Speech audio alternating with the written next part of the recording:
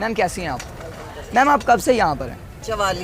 44 دن سے یہاں پر ہیں. تو آپ کس ایم کو لے کر, کس مقصد کو لے کر آپ یہاں پر پہنچی ہوئی ہیں اور بیٹھی ہوئی ہیں؟ ہم نا یہاں پہ جو ہم آئے ہیں نا, سب سے پہلے یہ بات ہے کہ جو بہت طاقتور لوگ ہیں نا پاکستان میں, ہمیں ان پہ بھروسہ نہیں ہے.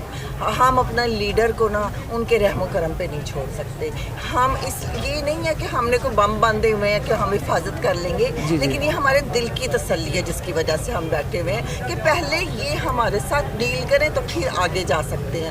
کیونکہ جو جس کی حفاظت کے لیے ہم بیٹھے ہیں نا, وہ ہمارے پاکستانی عوام کا اور میرا وہ اثاثہ ہے. میں اپنے اثاثے کی حفاظت کے لیے بیٹھی. کوئی بھی اپنا اثاثہ اپنی پوری طاقت کے ساتھ پہلے وہ لڑے گا, پھر کوئی زبردستی اس کا اثاثے کو کوئی اس سے چھینے تو چھین سکتا ہے. اپنی مرضی سے کوئی کسی کے حوالے نہیں کرتے. تو وہ جو میرا اثاثہ ہے نا, جو میرے بچوں کا مستقبل ہے, وہ اس کی حفاظت کے لیے میں آتی ہوں. میں اپنا گھر, کسی بھی عورت کے لیے آسان نہیں ہوتا. آپ اپنا گھر چھوڑ کے اور اپنے بچوں کو چھوڑ کے, اپنی فیملی کو چھوڑ کے, رشتہ دار آتے ہیں, 100 آپ کے پروگرامز ہوتے ہیں, آپ صبح سے لے کے رات گئے تک آپ بیٹھتے ہیں. تو اس کا مطلب ہے کہ کچھ وہ شخص کتنا ورت کرتا ہے جس کے لیے یہ عورتیں اتنی قربانی دے رہی ہیں. اور کارکن تو کارکن کی سول سوسائٹی کے لوگ روز آتے ہیں, وہ اس لیے کہ وہ بھی اب یہ کہتے ہیں کہ ہم نے بہت گھر میں بیٹھ کے دیکھ لیا, اب ہماری بھی ضرورت ہے. اب ہم بھی اسی لیے نکلے ہیں کہ ہم عمران خان کی حفاظت کے لیے اور اظہار یکجہتی کے لیے وہ لوگ آتے ہیں.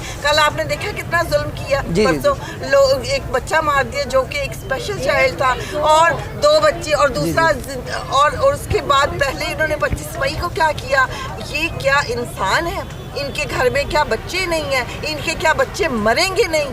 ہماری دعائیں ان کے بچوں کے ساتھ ہیں, جنہوں نے ہمارے لہو ہمارے سینے چلنی کی ہے نا ماؤں کے, ان کے بھی ایسے ہی ہوں گے, ان کے بچے بھی ایسے ہی مریں گے انشاءاللہ. وہ اللہ تعالیٰ کے ہاتھ دیر ہے, اندھیر نہیں ہے. ظلم کا نظام نہیں چل سکتا, کفر کا نظام چل سکتا ہے. تو وہ جو اللہ تعالیٰ نے وہ رسی جب کھینچنے پہ آتا ہے نا, تو پھر فرعون بھی ہل جاتا ہے, فرعون بھی غرق کر دیتا ہے. پھر یہ بھی کچھ نہیں بچیں گے. آپ نے ایک بڑی اچھی بات کی ہے کہ عمران خان جو ہیں وہ ہمارے اثاثہ ہیں, اور اثاثہ جو ہے وہ کوئی ایسے نہیں چھوڑ دیتا ہے, اس کی باقاعدہ رکھوالی کی جاتی ہے. اگر آپ کا یہ ارادہ بنتا ہے کہ آپ کسی کا اثاثہ چھین لیں, تو سب سے پہلے آپ جو رکھوالا ہے آپ اس کو چھیڑیں گے.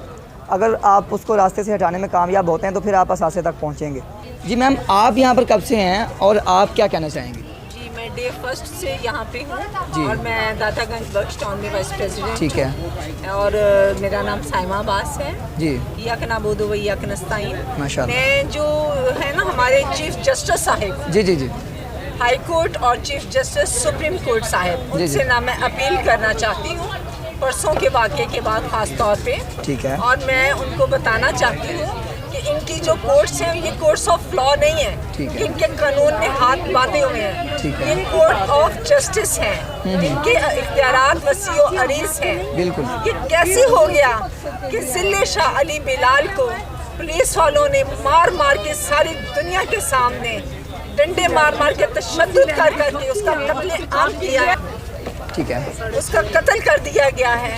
نہ آئی جی پنجاب نے کوئی ڈپارٹمنٹل ایکشن لیا ہے, اور نہ ہی چیف جسٹس صاحب نے سو موٹو ایکشن لیا ہے. اور ایک فیک فریولس ایپلیکیشن جو ہے اس کے اوپر رجسٹریشن کر دی گئی ہے.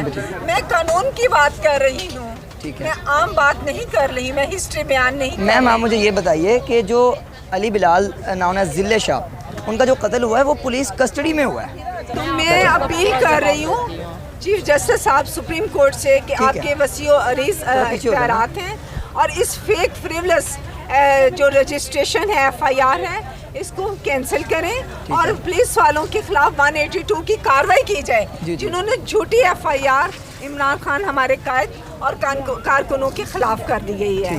اور جبکہ ذل شاہ کے والدین موجود ہیں, اگریوڈ پرسن انڈر سیکشن 154, ان کی اپلیکیشن موو ہونی چاہیے, ان کا حق بنتا ہے.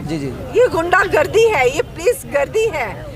اس فیک رجسٹریشن FIR کو خارج کر کے ان کی اپلیکیشن کے اوپر رجسٹریشن ہونی چاہیے. اور آئی جی پنجاب آپ سے بھی میری اپیل ہے کہ آپ بھی ڈپارٹمنٹل ایکشن کریں.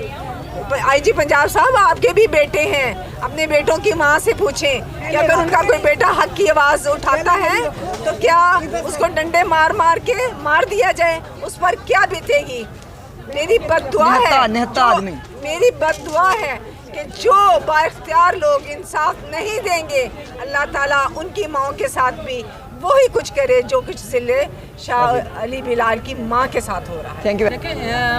बिस्मिल्लाहिर्रहमानिर्रहीम। पहली बात तो ये कि इन्होंने जो कल किया 25 मई के साथ भी हमारे साथ 25 मई को भी हमारे साथ यही कुछ हुआ। ठीक है, मैं इस्लामाबाद में थी और आंसू गैस वो चीज़ टीयर गैस और ये जो शेलिंग है, आप यकीन माने एक कदम नहीं आप चल सकते। बिल्कुल, मैंने फेस किया है, मैंने फेस किया है ना। जी जी जी। तो अभी आप मुझे बताएं कि उसके बाद हम तो बल्कि और मजबूत कर दिए इन्होंने हमें। अब तो देखे हम दिन को तो आते थे और 10 बजे घर चले जाते थे। जी, जी, जी। अब हम रात भी यहीं पे रहेंगे, ख़वातीन भी यहीं रहेंगी और इनका मुकाबला करेंगी। कितनी पुलिस ले आए, हमें पुलिस के साथ मुकाबला करना भी आता है। दूसरा मैं आपको ज़िले शाह का बताऊं, उसको सारे बागी कहते थे, वो अल्लाह लोग टाइप बच्चा था। जी, जी, जी। ठीक है, और वो कृष्ण नगर में रहता था मेरी खाला के घर के साथ। ठीक है। और मैं जब जाती थी वो हमेशा मुझे मिलने के लिए आता था। दूसरा जिस दिन से ये कैंप यहाँ पे शुरू हुआ है ज़मान पाक में, वो डेली आता था और अपने अब्बा जी से 30 रुपए या 50 रुपए लेके आता था और उसके बाद लिफ्ट लेके मैंने सुना बाकी पैदल आया करता था। और अगर सारा दिन खाने को नहीं मिलता था, शुरू में कौन से कैंप लगे हुए थे, खाना पीना तो होता ही नहीं था, तो खाए पिए बगैर उसके जब उसकी डेथ हुई है, उसकी जेब से इमरान खान की तस्वीर निकली और दूसरी चीज़ उसके जो कपड़ा हटाया गया तो उसने जो टी शर्ट पहनी हुई थी उसके ऊपर भी इमरान खान की तस्वीर थी। आज कप्तान ने छोटा सा एक इंटरव्यू दिया जिसमें उसने कहा कि मुझे ज़िले शाह यानी कि बागी का बहुत अफसोस हुआ, और क्योंकि मैं डेली उसकी आवाज़ सुनता था, हाँ साहब मैं इधर ही हूँ, मैं आपका ख्याल करूँगा, आई लव यू। ठीक है, हाँ साहब ने कहा मुझे अफसोस है कि मैं उससे नहीं मिल सका। खान साहब पे आवाज है, तो आप मुझे बताएं कि इस तरह, और आप यकीन माने उसकी कस्टडी गई भाड़ में और 15 लोग सड़क पे खड़े उसको डंडे मार रहे हैं। कौन कह रहा है कस्टडी में मारा? पहले पुलिस ने उनको अपनी हिरासत में लिया, उनको अलग किया ना, गाड़ी में उसको बिठाया तो वो बहुत खशाश बशाश था जी। उसके बाद 15 लोगों ने उसको घेरा पुलिस वालों ने, और वो जो शील्ड एक ने पकड़ी हुई थी और शील्ड समेत 15 लोग उसको मार रहे थे। अच्छा, दूसरी बात निहत्ते को। और उसके बाद मैं आपको बताऊं कि जब जनाजा इसका हो गया ना, एमएम कॉलेज के आपको पता है बाबा ग्राउंड में था, उसके बाप को एफआईआर के लिए गए, एफआईआर कटवाने के लिए। उसके बाप की गन पॉइंट पे रख के कहा गया कि आप बयान दें कि पुलिस बहुत अच्छी है, और अभी कुछ घंटे पहले उसके बाप को घर से उठा लिया है और कुछ पता नहीं है उसका बाप इस वक्त कहाँ पे है। और ज़िले शाह के वालिद को उठा लिया गया? ज़िले शाह के वालिद की बात कर रही हूँ। अच्छा जी, क्योंकि वो एफआईआर कटाने गया और उसकी गन पॉइंट पे, जाहिर है वो बुजुर्ग है, उसकी दाढ़ी है, वो मैं मिला हूं कल उनसे। आप मुझे बताएं कि उसकी एफआईआर तो उन्होंने अपने मुताबिक गन पॉइंट पे लिखवा ली ना। ठीक है, उसके बाद उनको पता था कि ये अगर केस जाता है अदालत में तो ये तो मुकर जाएगा, तो उसको उठा लिया और अभी पता ही नहीं है कि वो कहाँ है। तो पीटीआई की जो क़यादत है उन्होंने पता करने की कोशिश नहीं की? पीटीआई की क़यादत अपने तौर पे तो कर सकती है, लाहौर कोई छोटा शहर तो नहीं है ना। और दूसरी बात ये कि आप मुझे बताएं कि इन लोगों ने क्या मरना नहीं है?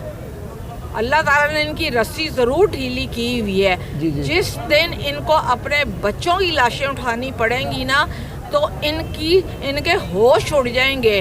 और मुझे तो कहीं से भी नहीं लगता कि ये जो मरियम है ना, इस औरत मरियम, औरंगज़ेब क्या तो मरियम नवाज क्या, इनको रत्ती भर फर्क नहीं पड़ता, कोई मरे कोई जिए। जिस दिन इसके अपने बाप नवाज शरीफ को इसी तरह से मार के मार दिया गया ना, तब मैं पूछूंगी کہ وہ بھی کسی کا بیٹا تھا, وہ بھی کسی کا باپ تھا, اس کا بھی کوئی خاندان تھا. میم ابھی آپ نے بات کی ہے زلیخا کے والد کی, میں اسی پوائنٹ پہ واپس آؤں گا. کیا ابھی تک پتہ چل سکا ہے کہ زلیخا کے والد کو اٹھانے والے لوگ کون ہیں؟ مطلب پولیس خود گئی ہے ان کے گھر اور پولیس اٹھا کے لے کے گئی ہے بھائی. اچھا. ہاں جی, پنجاب یہ پولیس میں نے؟ آپ کو اوتھینٹک نیوز دے رہی ہوں. پولیس اس کے گھر سے اس کو اٹھا کے لے کے گئی ہے. ٹھیک ہے.